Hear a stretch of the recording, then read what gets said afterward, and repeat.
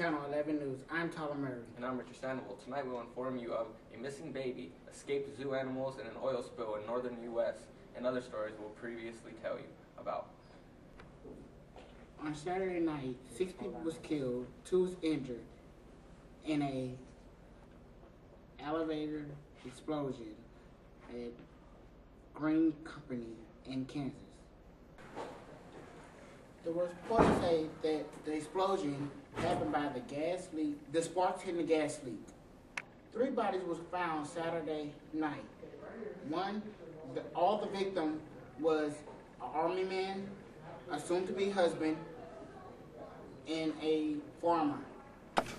Our 2 victims is recovering at Kansas Hospital. Our next story is one you may remember from previous broadcasts.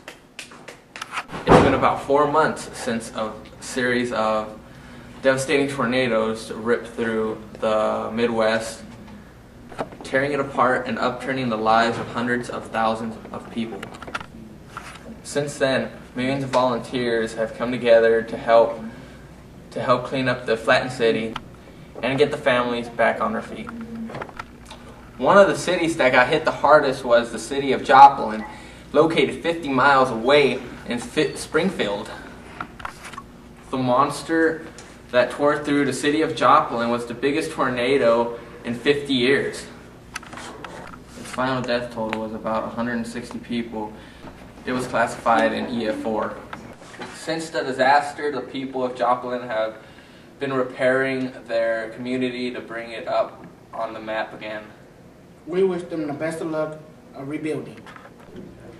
We have been following this story about a week now. On Monday night, 11-month-old Anthony Powers was kidnapped. His mother said that she was drunk and she passed out.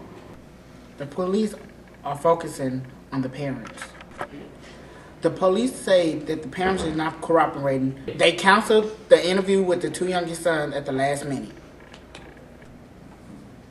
However, the parents disagree. They claim that they would do anything to get their baby boy back home. They put out a $100,000 reward for anybody to come forward for baby Anthony to come home safely. The police say that they will continue to search for baby Anthony. Now we will report to the weatherman, Ramiz. Thanks, Richard. On Monday, it's going to be mostly cloudy with a high of 76 and a low of 49. Tuesday, scattered thunderstorms, high 64 and low 36. Wednesday, it's going to be partly cloudy with scattered showers, high of 51 and low 30. Thursday, mostly sunny, beautiful day, high 50 and low 30. Friday, partly cloudy, high 56, low 43. Partly cloudy on Saturday with a high of 65 and low 48. Sunday, partly sunny, light showers, high 62 and 47 as a low. Back to you, Richard. Thanks, Ramiz. In other news, last night around 3:30 a.m., a mass of tigers, lions, and monkeys and other exotic animals escaped from the New Hampshire Zoo. The animals escaped after Bob Horner broke the locks off the animals' cages and released them. The animals proceeded to run loose around the neighborhood where Hornsburg lived, until concerned neighbors were able to contact animal control. Police officers took action and gunned down most of the animals.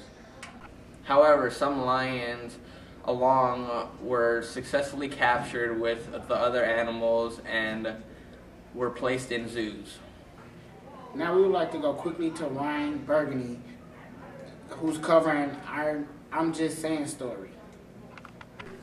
Thanks, Tyler. In recent discoveries, geologists have found that the U.S. now has oil on its soil. This recently discovered hotspot is said to have more oil than the entire Middle East combined. This recently discovered hotspot is located in the farthest western region of North and South Dakota and the farthest eastern tip of Minnesota. Having said to be larger than Alaska's Prudhoe Bay oil reserve, this black gold mine has caused critics to claim that digging and utilizing this opportunity would cease all U.S. dependency on foreign oil whatsoever, and in consequence would drop gas prices dramatically.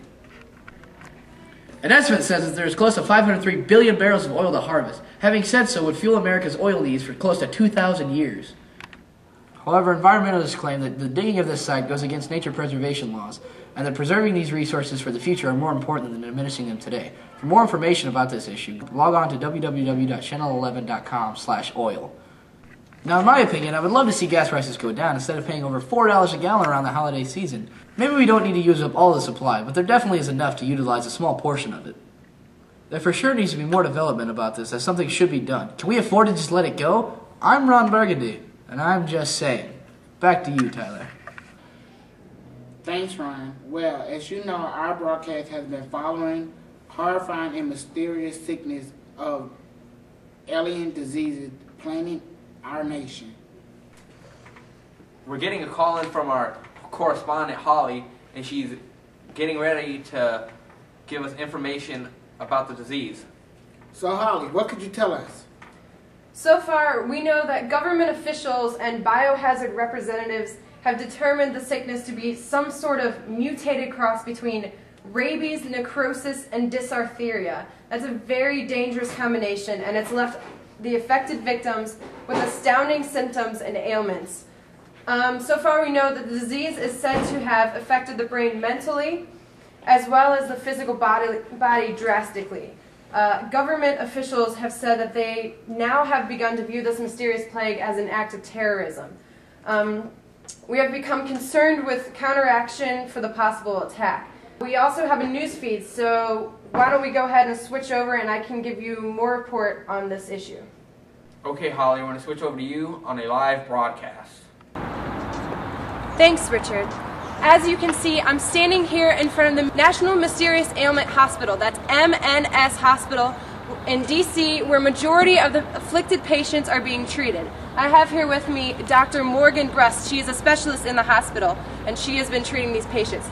Dr. Brust, what was your reaction to this disease when you first encountered it? You know, to be honest, I have never ever seen anything like this. And I've worked at this hospital for 10 years. I've seen a lot. But it's just like nothing we've ever seen before, and quite frankly, it has me stumped. And can you tell me a little bit about the symptoms, the behaviors of the patients? Right. It begins as a physical, and the skin begins to rot and decay as if they had a flesh-eating disorder. But eventually it leads to a ravenous appetite. But no food we have can satisfy them. The only thing they take is red meat, and only if it's nearly raw. It's very peculiar. Yes, that is very peculiar. Raw meat, you say. So what happens after that, after the eating disorder? Right, it then becomes more of a mental, it messes with their brain. They forget who they are. They can't even recognize people sometimes at all. They become very violent. A few of our nurses recently have been bitten. So is that how the disease is transmitted, strictly through bodily fluids and biting? You know, that's what we thought at first. But recent studies have shown that one of the strains mutated and became airborne. Guys, look behind you. What?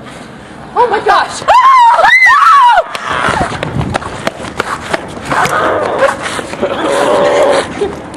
Ah!